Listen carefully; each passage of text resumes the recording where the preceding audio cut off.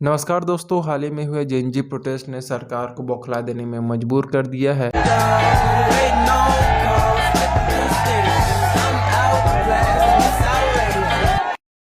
क्योंकि अब ऐसी खबरें आ रही हैं कि जो सरकार जो है जगह जगह नियम कानून चेंज कर रही है। पहले ही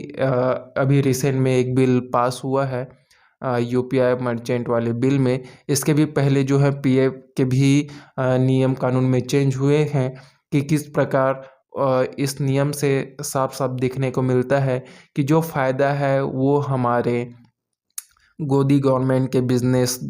पार्टनर या फिर दोस्त कह लो, उनको फ़ायदा होने वाला है और जनता को जो है नुकसान होने वाला है। और हम जैसे कि हम देखते हैं कि किस प्रकार जैसे कि अभी हाल ही में हुए यूपीआई पेमेंट में जो नए नियम आए हैं वो फ्यूचर में गवर्नमेंट को अलाउ करेगी कि वो जो है कुछ यूपीआई पेमेंट्स पे वो है चार्जेस लगा सकती हैं। गवर्नमेंट का कहना है कि ये जो चार्जेस है ये डायरेक्ट आम जनता के ऊपर नहीं लगेगा। ये जो चार्जेस है ये व्यापारी को जो है 2000 के ऊपर जो पेमेंट आप करेंगे उसमें शायद चार्जेस लग सकते हैं। मान लीजिए यदि आप पेटीएम चलाती हैं, फिर फ़ोन पे चलाते हैं, आप किसी को 500 रुपये अपने दोस्त यार को कर रहे हैं या फिर अपने घर वालों लोग को ही कर रहे हैं, तो आपका जो है उसमें कोई भी किसी को चार्जेस नहीं देना पड़ेगा। पर आप यदि वहीं कहीं आप किसी दुकानदार को या फिर किसी व्यापारी को आप यदि वो पेमेंट करते हैं, मान लीजिए आप 500 रुपये पेमेंट करते हैं, तो जो नया कानून है एमडीआर मर्चेंट डिस्काउंट रेट, उसके हिसाब से आप यदि सामने वाले दुकानदार को 500 रुपये पेमेंट करते हैं तो उस दुकानदार को 1.5 रुपये 2 रुपये वो चार्जेस लगेंगे, ये आपको नहीं लगेगा। पर विपक्ष का कहना है यदि ये चार्जेस आम जनता को नहीं लग रहे हैं तो फ्यूचर में इनडायरेक्टली यदि ऐसी ही चार्जेस व्यापारी या फिर दुकानदार को देना होगा, जो कि कई दफ़ा हम देखते हैं कि एक व्यापारी को महीने भर में 5 से 10 लाख नॉर्मल जो व्यापारी हैं, जो लोकल व्यापारी होते 5 से 10 लाख महीने भर में यूपीआई आते हैं। हमको तो कोई इसका डायरेक्टली प्रभाव नहीं होगा, पर यदि एक व्यापारी है जिसका 5 से 10 लाख रुपए यूपीआई पेमेंट महीने में आता है, यदि आप पर 2000 रुपये भी 500 रुपये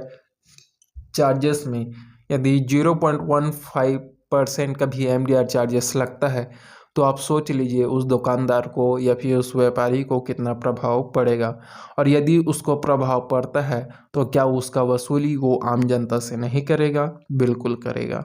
यही जो विपक्ष का कहना है कि ये डायरेक्टली जनता को प्रभावित नहीं करेगा पर इनडायरेक्टली ज़रूर करेगा,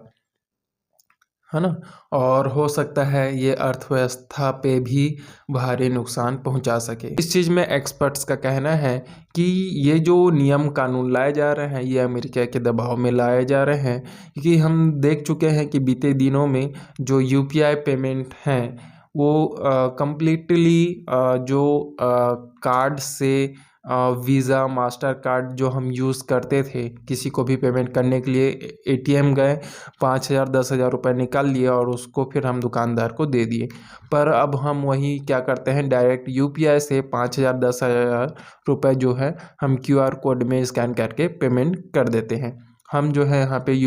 जो मास्टर कार्ड और वीज़ा कार्ड का उपयोग नहीं करते हैं, तो इससे जो है नुकसान जो है वीज़ा और मास्टर कार्ड को ही होता है।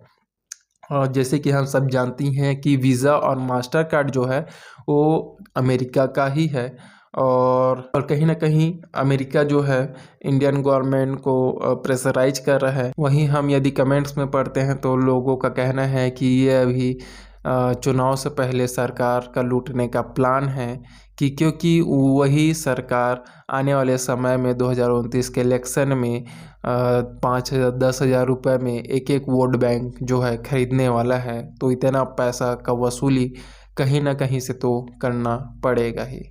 मैं ऋतिकेश सेंट्रे, आप सबको नमस्कार।